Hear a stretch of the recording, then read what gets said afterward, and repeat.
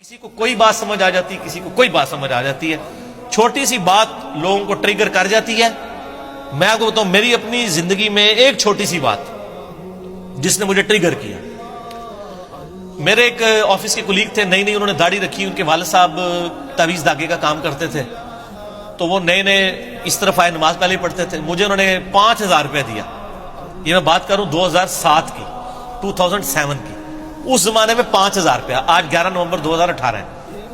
مجھے کہتے ہیں جی میں اب دین کی طرف آیا ہوں تو داڑھی رکھ لیے، لوگ مجھ سے مسائل پوچھیں گے، تو آپ نہ مجھے کتابیں دین کے اوپر لا کے دیں، کوئی میں پڑھ لوں تاکہ مجھے مسئلے پہلے ہی پتا ہوں۔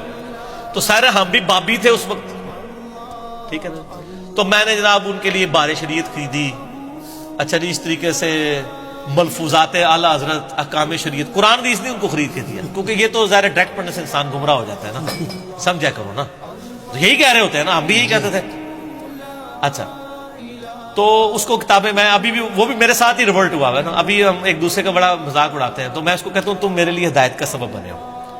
ہوا یہ کہ اس ملفوظات اعلیٰ حضرت میں وہ عبارت آتی ہے نا کہ نبیوں کی بیویاں قبروں میں پیش کی جاتی ہیں، ان کے ساتھ شباشی کرتے ہیں، نعوذ باللہ۔ یہ عبارت نا اس نے کہیں پڑھی، تو بیچارہ دنیا دار بندہ تھا، اس نے انڈر لائن کر لی۔ اگلے دن آفس میں آ کے مجھے کہتا ہے یار یہ منو کیڑی کتاب تو لے کے دیتی ہے اللہ کے بندے، دیکھ دس کے لکھے ہے؟ میں نے کہا کیا لکھا ہے؟ کہنا نہیں پہلے مجھے بتاؤ، اگر کوئی کہے کہ نبیوں کی بیویوں کو قبروں میں پیش کیا جاتا ہے ان کے ساتھ شباش، میں نے کہا استغفر اللہ، اتنی گستاخانہ بات لکھی ہوئی ہے؟ تو اس نے نا کہا یہ آپ کے اعلیٰ حضرت نے لکھی ہوئی ہے ملفوظات میں۔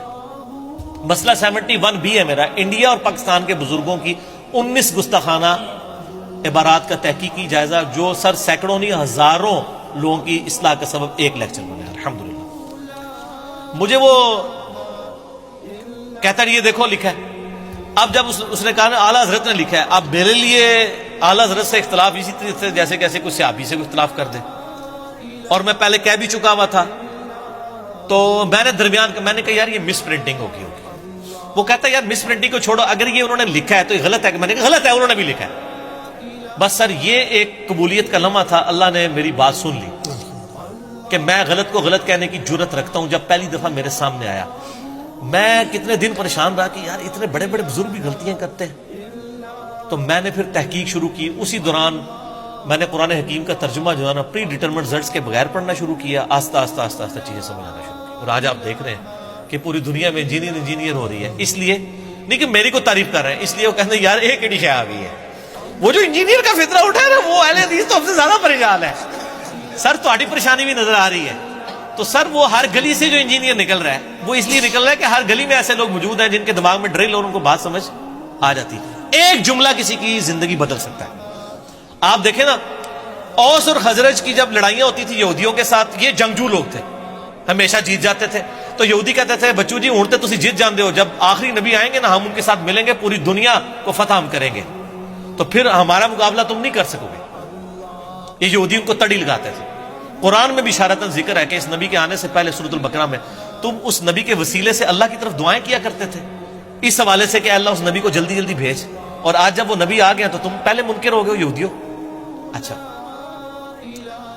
اب جب اوس اور خزرج حج کرنے کے لیے گئے نا مکہ اور مکہ شریف، مدینہ شریف سے، وہاں ان کو پتہ چلا کہ ایک پیغمبر ہونے کا دعویٰ کر رہا ہے شخص محمد ابن عبداللہ، اور نبی علیہ السلام بھی مشرکین عرب کے خیموں میں جا کے ان کو اللہ کی بات کرتے تھے۔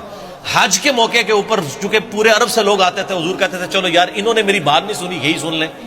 جس طرح ہم کہتے ہیں چلو یار جہلم کے لوگوں نے سنی، آپ یوٹیوب پہ ویڈیو بنا کے ڈال دیں، تو پوری دنیا نے سن لی، آپ جہلم والوں نے بھی دیکھا دیکھی سننی شروع کر دی۔ اینڈ پہ جس طرح فتح مکہ کے بعد اہل عرب نے بھی اسلام قبول کر لیا، تو نبی علیہ السلام کہتے ہیں چلو یار یہ میری بات سنیں۔ اور ابو لہب خبیث پیچھے پیچھے چلتا تھا، وہ کہتا تھا یہ میرا بھتیجا ہے، یہ پاگل ہو گیا، اس کی بات نہ سنو۔ نبی علیہ السلام پھر بھی ڈٹائی کے ساتھ بات کرتے جا رہے ہیں، پورے ڈٹے ہوئے اپنے اس حق کے اوپر۔ تو وہاں پہ اوس اور خزرج نے جب سنا نا، انہوں نے کہا یار یہ تو لگتا ہے وہی نبی ہیں جن کے بارے میں یہودی ہمیں تڑی لگاتے تھے کہ ہم اس کے اوپر ایمان لائیں گے اور ہم پوری دنیا پہ قبضہ کر لیں گے۔ تو انہوں نے کہا پہلے اس سے کہ یہودی ان پر ایمان لائیں، ہم کیوں نہ مسلمان ہو جائیں۔ وہ ہدایت جو ڈائریکٹلی یہودیوں کی کتابوں میں تھی، وہ انڈائریکٹلی اوس اور خزرج کے لیے اسلام قبول کرنے کا سبب بن گئی، اور یہودی مر گئے۔ ہائے ہائے ہائے، قرآن کی تفسیر لکھنے والے ایاک نعبد و ایاک نستعین بابوں کو پکارتے مر گئے، ان کا ترجمہ پڑھ کے لوگوں نے اللہ کو پکارنا شروع کر دیا۔ یہ قسمت کی بات ہے سر۔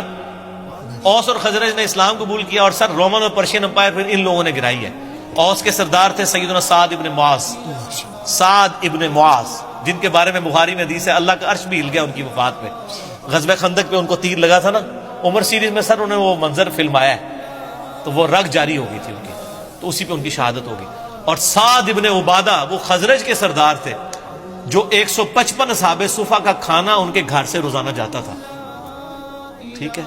حضرت ابو دردہ، حضرت ابو ہریرہ، ان لوگوں کی فائنینشل سپورٹ کرنے والے حضرت سعد ابن عبادہ تھے رضی اللہ تعالیٰ۔ تو سر ان لوگوں نے بات کسی اور کو سمجھائی گئی، تبدیلی کہیں اور آ گئی، بک کہاں اور تھی، تبدیلی کہیں اور آ گئی۔ اس لیے آپ کو کہا جاتا ہے آپ سچی بات کریں تو انشاءاللہ تعالی بات پھیلے گی۔ ایون جھوٹی چیزیں بھی، ایمینوئل کانٹ کہاں پہ، جرمن فلاسفر ہے، فلاسفی جا کے رشیا نے لے لی، آدھی دنیا پہ قبضہ کر لیا، کمیونزم، ٹھیک ہے۔ تو جھوٹی بھی نظریات محنت کہیں نہ کہیں رنگ دکھا دیتی ہے، ٹھیک ہو گیا۔ تو سچائی تو پھر سچائی ہے سر۔